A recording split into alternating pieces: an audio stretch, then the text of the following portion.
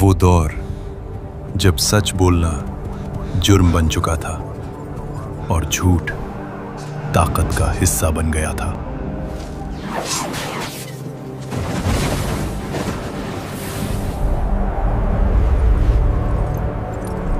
इंसाफ जुल्म और ताकत की जमीन में दफन हो चुका था। कमजोर सूद के बोझ तले दबता जा रहा था। 40 औकिया अभी भी रहते हैं, पर मैं तो पिछले 5 साल से रकम अदा कर रहा हूं। मेरा कर्ज अभी भी बाकी कैसे हो सकता है? ये सूद है, जितना कम दोगे उतना बढ़ता जाएगा। ये तो जुल्म है। जब एक रसूल को अपनी ही कौम के दरमियान सताया जा रहा था, तुम्हारा अल्लाह दिखाई क्यों नहीं दे रहा? उन पर पत्थर फेंके जाते, उनकी इबादत तक महफूज नहीं थी। लेकिन फिर तारीख के कुछ ऐसे लम्हे आने वाले थे जहां एक आदमी का गुस्सा और दूसरे का ईमान मक्का का पूरा नक्शा बदलने वाला था। कुरैश वो देखने वाला था जो उसने कभी सोचा भी नहीं था। ये सिर्फ एक दावत नहीं, ये एक इनकलाब था।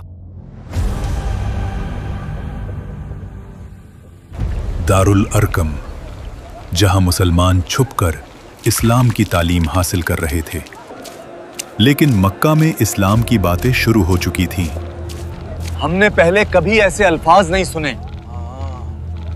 ये कलाम किसी इंसान का नहीं हो सकता। फिर एक रात अल्लाह का फैसला उतर आया और अपने करीबी रिश्तेदारों को खबरदार करो। रसूलुल्लाह सल्लल्लाहु अलैहि वसल्लम ने अपने करीबी रिश्तेदारों को दावत दी। बनु हाशिम और बनु मुत्तलिब के लोग जमा हुए, तकरीबन 40 लोग। खाना पेश किया गया और सब लोग खाने में मसरूफ हो गए। जब सब ने खा लिया तो हैरत का मकाम यह था कि खाना अभी भी अपने बर्तन में वैसा ही बाकी था। ये अल्लाह की तरफ से बरकत थी। फिर जब नबी सल्लल्लाहु अलैहि वसल्लम बात करने लगे, तभी अबू लहब यानी उनके चचा बोले, ये कैसा जादू है? तुमने हमें यहाँ सिर्फ इसलिए बुलाया था? तुम्हारी बातें हम कभी नहीं मान सकते। वो सख्त जबान इस्तेमाल करता रहा और उसने मजलिस खराब कर दी, और नबी सल्लल्लाहु अलैहि वसल्लम उस दिन अपनी बात मुकम्मल ना कर सके। अगले दिन रसूलुल्लाह सल्लल्लाहु अलैहि वसल्लम ने दोबारा सबको बुलाया, और इस बार वो और भी ज्यादा मोहतात थे। वो महफिल में खड़े हुए और कहा, अल्हम्दुलिल्लाह, मैं अल्लाह का कलाम पढ़ता हूँ। ए बनु हाशिम के लोगों, मैं तुम्हारे पास दुनिया और आखिरत की भलाई लेकर आया हूँ। अल्लाह ने मुझे हुक्म दिया है कि मैं तुम्हें उसकी तरफ बुलाऊं, और बेशक अल्लाह एक ही है और उसका कोई साथी नहीं। तुम में से कौन है जो इस काम में मेरी मदद करे ताकि वो मेरा भाई और इस्लाम का खादिम बन सके? सब लोग खामोश रहे। सिर्फ एक जवान उठा, हजरत अली इब्न अबी तालिब रजी अल्लाहु अन्हु। मैं आपका मददगार बनूंगा।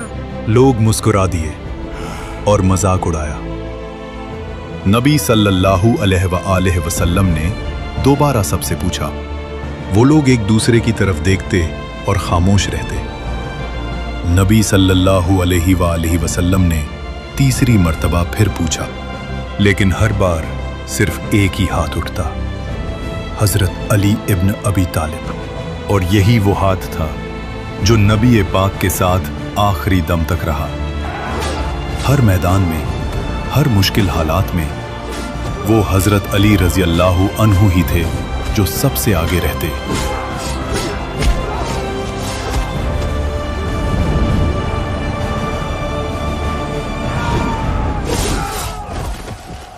ये इस्लाम की पहली बड़ी दावत थी जो घर से शुरू हुई, मगर उनके अपने ही लोगों ने मुंह फेर लिया। मक्का में अब इस्लाम का नाम लेना भी खतरा बन चुका था, और उन्हीं दुश्मनों में एक नाम ऐसा भी था जिसका जिक्र सुनते ही लोगों के चेहरे बदल जाते थे। उमर इब्न अल खत्ताब रजी अल्लाहु अन्हु।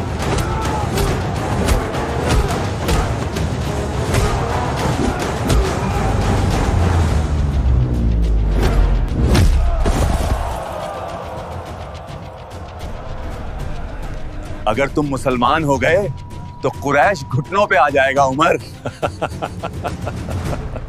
लेकिन तारीख अपना सबसे बड़ा मोड़ लेने वाली थी, क्योंकि यही उमर बहुत जल्द इस्लाम की ताकत बनने वाले थे। फिर अचानक एक आवाज आई, या सबाहा, यानी लोगों को जमा करने की पुकार। और ये आवाज थी नबी सल्लल्लाहु अलैहि वआलिहि वसल्लम की, जो सफा पहाड़ की तरफ खड़े होकर सबको बुला रहे थे। हर कबीले के लोग वहां जमा होने लगे और फिर रसूलुल्लाह सल्लल्लाहु अलैहि वआलिहि वसल्लम ने ऊंची आवाज में कहा, अगर मैं तुम्हें बताऊं कि इस पहाड़ के पीछे एक लश्कर है जो तुम पर हमला करने वाला है, क्या तुम मेरी बात पर यकीन करोगे? लोगों ने कहा, हमने कभी आपको झूठ बोलते नहीं देखा, हम आप पर यकीन करेंगे। रसूलुल्लाह सल्लल्लाहु अलैहि वआलिहि वसल्लम ने कहा, मैं तुम्हें एक सख्त अजाब से पहले डराने आया हूं। जान लो कि अल्लाह एक है, उसके सिवा कोई माबूद नहीं, और मैं अल्लाह का रसूल हूं। ये सुनकर अबू लहब का गुस्सा और बढ़ गया। तबाह हो, क्या तुमने हमें सिर्फ इसलिए जमा किया था? इसके बाद अल्लाह ने अबू लहब के बारे में वही नाजिल की, तब्बत यदा अबी लहबियुं व तब मा अगना अन्हु मालुहु वमा कसब। अबू लहब के दोनों हाथ टूट गए और वो खुद भी हलाक हो गया। न उसका माल उसके काम आया, न जो उसने कमाया। वो जल्द ही भड़कती आग में डाला जाएगा, और उसकी बीवी भी जो लकड़ियां उठाने वाली है, उसकी गर्दन में रस्सी होगी। ये सिर्फ जवाब नहीं था, ये एक पेशनगोई थी। कुरान ने खुलकर कह दिया कि अबू लहब कभी ईमान नहीं लाएगा और आग में जाएगा। ये कुरान की सच्चाई की जिंदा दलील बन गया, क्योंकि अगर अबू लहब चाहता तो सिर्फ जबान से इस्लाम का इजहार करके कुरान को झुठला सकता था, लेकिन वो कभी ऐसा न कर सका और कुछ सालों बाद कुफ्र की हालत में ही मर गया। इस दिन के बाद से इस्लाम की दावत खुले आम शुरू हो चुकी थी, लेकिन जैसे जैसे हक फैला, जुल्म भी बढ़ता गया। एक दिन काबा के पास नबी सल्लल्लाहु अलैहि वआलिहि वसल्लम सजदे में थे, तभी कुरैश के लोगों ने मजाक उड़ाया और ऊंट की ओजड़ी लाकर आपकी पीठ पर रख दी। वो सजदे में ही रहे, यहाँ तक कि उनकी बेटी फातिमा बिनते मोहम्मद रोते हुए आईं और वो गंदगी हटाईं और उन बेरहम लोगों पर गुस्से से चिल्लाईं, तुम सब मेरे वालिद से दूर रहो, उन्हें परेशान मत करो। मुश्किलात अब बढ़ती जा रही थीं, मगर उनका हौसला और बुलंद हो रहा था। एक और दिन अबू बकर सिद्दीक रजी अल्लाहु अन्हु ने काबा में खड़े होकर दावत दी, तो लोग उन पर टूट पड़े, इतना मारा कि वो बेहोश हो गए। मगर होश आते ही उनका पहला सवाल था, रसूल अल्लाह का क्या हाल है? एक और सहाबी अब्दुल्लाह इब्न मसूद काबा के पास खड़े होकर बुलंद आवाज में सूरह अर्रहमान की तिलावत शुरू कर दी। अर्रहमान अल्लमल कुरआन खलक़ल इंसान अल्लमहुल बयान अश्शम्सु वल क़मरु बिहुस्बान वन्नज्मु वश्शजरु यस्जुदान वस्समाअ रफ़अहा ववज़अल मीज़ान। कुरैश ने सुना और उन पर हमला कर दिया। उन्हें मारा गया, लेकिन वो रुके नहीं। ये वो दौर था जहां हक बोलना जान देने के बराबर था, लेकिन फिर भी ये लोग झुके नहीं। फिर एक दिन कुरैश के सरदार अबू तालिब के पास आए और कहा, अपने भतीजे को रोको, वरना हम खुद उससे हिसाब लेंगे। अबू तालिब ने रसूलुल्लाह सल्लल्लाहु अलैहि वआलिहि वसल्लम को बुलाया और नरमी से कहा, भतीजे, अपनी और मेरी जान पर इतना बोझ न डालो। मुझसे वो बात न चाहो जो मैं बर्दाश्त न कर सकूं। अब तक अबू तालिब नबी सल्लल्लाहु अलैहि वसल्लम की उनके कबीले में हिफाजत करने वाले वाहिद शख्स थे, पर अब वो भी कमजोर पड़ने लगे थे। नबी सल्लल्लाहु अलैहि वसल्लम ने जवाब दिया, वल्लाही, अगर ये लोग मेरे दाएं हाथ में सूरज रख दें और बाएं हाथ में चांद, तब भी मैं इस दावत को नहीं छोड़ूंगा। या तो अल्लाह इस दीन को गालिब कर दे या मैं इस रास्ते में जान दे दूं। ये कहकर नबी सल्लल्लाहु अलैहि वसल्लम उठकर जाने लगे। तभी अबू तालिब ने उन्हें रोका और कहा, जाओ भतीजे, जो चाहो करो, मैं कभी तुम्हें अकेला नहीं छोड़ूंगा। कुरैश की हर चाल, हर साजिश नाकाम हो रही थी। फिर उन्होंने नबी पाक सल्लल्लाहु अलैहि वसल्लम को तरह तरह की पेशकश करना शुरू कर दी। ऐ मोहम्मद, अगर तुम्हारा मकसद माल है तो हम तुम्हें इतना माल देंगे कि तुम सबसे ज्यादा अमीर हो जाओगे। अगर तुम इज्जत और सरदारी चाहते हो तो हम तुम्हें अपना सरदार बना लेते हैं। अगर तुम बादशाहत चाहते हो तो हम तुम्हें अपना बादशाह बना देते हैं। ये सब सुनने के बाद नबी सल्लल्लाहु अलैहि वसल्लम ने जवाब में सिर्फ कुरान सुनाया, बिस्मिल्लाहिर्रहमानिर्रहीम, हा मीम, तंजीलुम मिनर्रहमानिर्रहीम, किताबुन फुस्सिलत आयातुहु कुरआनन अरबिय्यन लिक़ौमिन यअलमून, बशीरन व नज़ीरा, फ़अअरद अक्सरुहुम फ़हुम ला यस्मऊन। ये किताब उसकी तरफ से नाजिल हुई है जो बहुत मेहरबान निहायत रहम वाला है। ऐसी किताब जिसमें आयात खोलकर बयान की गई हैं। अरबी कुरान उन लोगों के लिए जो समझना चाहें, खुशखबरी देने वाली और डराने वाली, मगर अक्सर लोग मुंह फेर लेते हैं, इसलिए वो सुनते ही नहीं। कुरैश का ये मंसूबा भी नाकाम हो चुका था। अब जुल्म के सिवा कोई रास्ता न था। जब मक्का में जुल्म हद से ज्यादा हो गया, जब जिंदगी मुश्किल से मुश्किल होती गई, तब नबी सल्लल्लाहु अलैहि वसल्लम ने अपने सहाबा को एक रास्ता दिखाया। जाओ हबशा की तरफ, वहां एक बादशाह है जिसके राज में किसी पर जुल्म नहीं होता। वो इंसाफ का बादशाह है। अल्लाह कोई रास्ता निकालेगा। नबूवत का 5वां साल, और कुछ लोग मक्का छोड़कर समुंदर के उस पार हबशा के लिए रवाना हो जाते हैं। कुरैश में जब खबर फैली कि मुसलमान हबशा पहुंच गए हैं, उनका खून खौल उठा। इससे पहले कि वो वहां तबलीग शुरू करें, उन्हें वापस लाना होगा।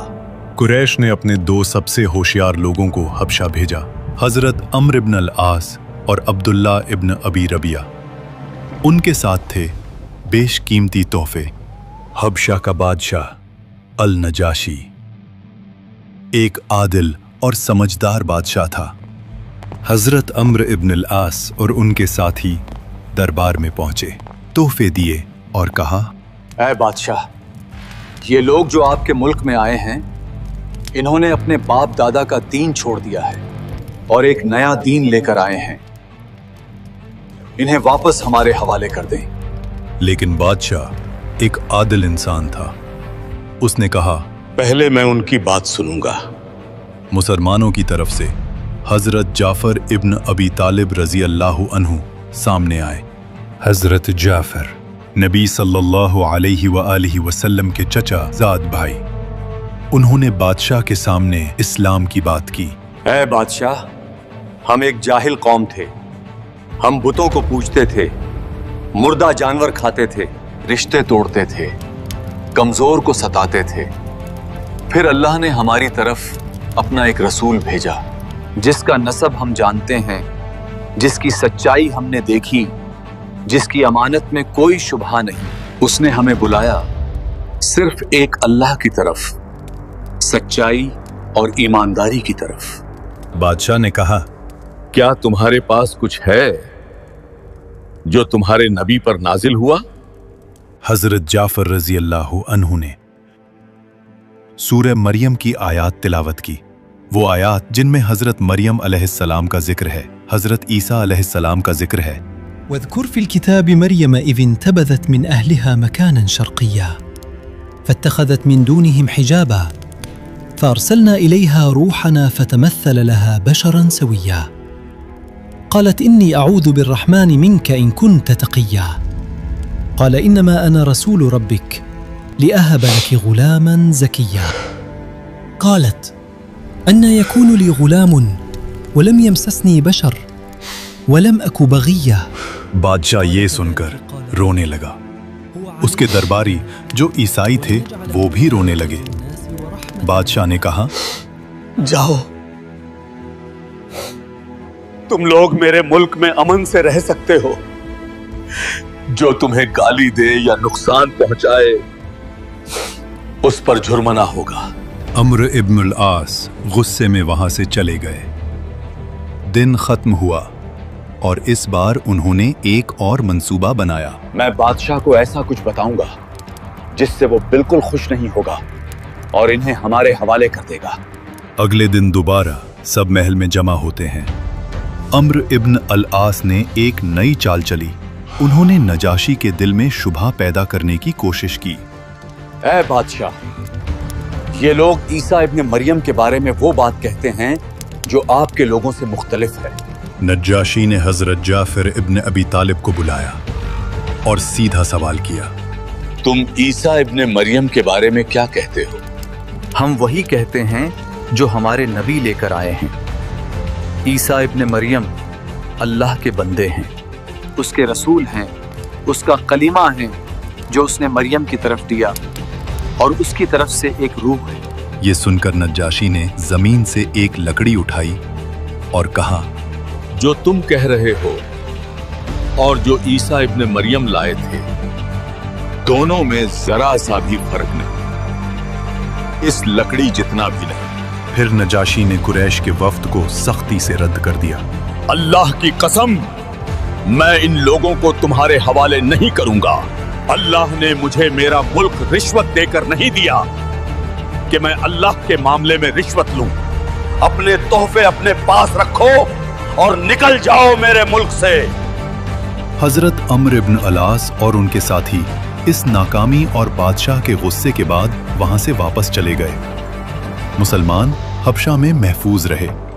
नबूवत का छठा साल, मक्का की रात, काबा खामोश, लेकिन उस खामोशी में कुरान की तिलावत की आवाज गूंज रही थी। नबी सल्लल्लाहु अलैहि वसल्लम अल्लाह का कलाम तिलावत कर रहे थे। हजरत उमर इब्न अल खत्ताब उस वक्त वहां से गुजर रहे थे। वो अभी इस्लाम नहीं लाए थे। उन्होंने खामोशी से कुरान की तिलावत सुनने का फैसला किया। कुरान की आवाज उनके दिल तक पहुंच रही थी। हो सकता है कि ये मोहम्मद वाकई में शायर हों, जैसा कुरैश कहते हैं। तभी नबी पाक सूरह अल-हाक़ा की 41वीं आयत पर आए। ये किसी शायर का कलाम नहीं है, तुम बहुत कम यकीन करते हो। हजरत उमर हैरान हो गए। इन्हें कैसे पता कि मैं क्या सोच रहा था? शायद ये काहिन है। तभी अगली आयत आई, ये किसी काहिन का कलाम भी नहीं है, तुम बहुत कम नसीहत हासिल करते हो। हजरत उमर एकदम अंदर से हिल चुके थे। वो समझने से कासिर थे कि ये क्या हो रहा है। सूरह की तिलावत चलती रही और वो उसे सुनते रहे। यही वो वक्त था जब उनके दिल में इस्लाम का बीज बोया गया। फिर एक दिन अबू जहल काबा के करीब सफ़ा की पहाड़ी के पास नबी सल्लल्लाहु अलैहि वसल्लम के सामने आया और उसने नबी सल्लल्लाहु अलैहि वसल्लम को बहुत बुरा कहा। उन्हें तकलीफ दी, उन्हें दुख दिया, लेकिन हमारे नबी सल्लल्लाहु अलैहि वसल्लम ने सब्र किया और कुछ नहीं कहा। ये मंजर अब्दुल्ला इब्न जुदान की एक गुलाम ने देखा। और अब बारी आने वाली थी एक ऐसी हस्ती की जो कुरैश को एक बड़ा झटका देने वाली थी। हजरत हमजा रजी अल्लाह अन्हु। ना सिर्फ एक बहादुर मर्द बल्कि कुरैश का शेर, वो आदमी जिसके तीर का निशाना कभी चूकता नहीं था, जिसकी तलवार उठती तो दुश्मन का हौसला टूट जाता, जिसकी शख्सियत में ताकत और गजब था।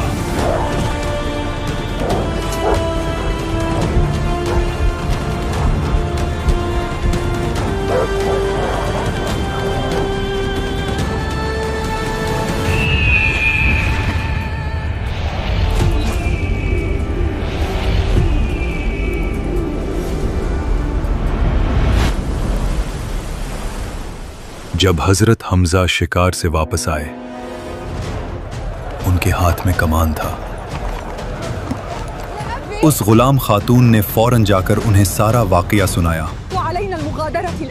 और अब उनका खून खौल चुका था। अबू जहल दरबार में अपने लोगों के साथ था और तभी वहां हजरत हमजा रजी अल्लाह अन्हु आए।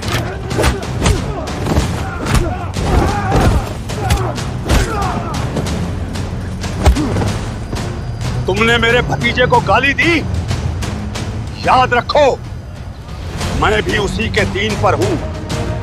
हर तरफ खामोशी, सब लोग दंग रह गए।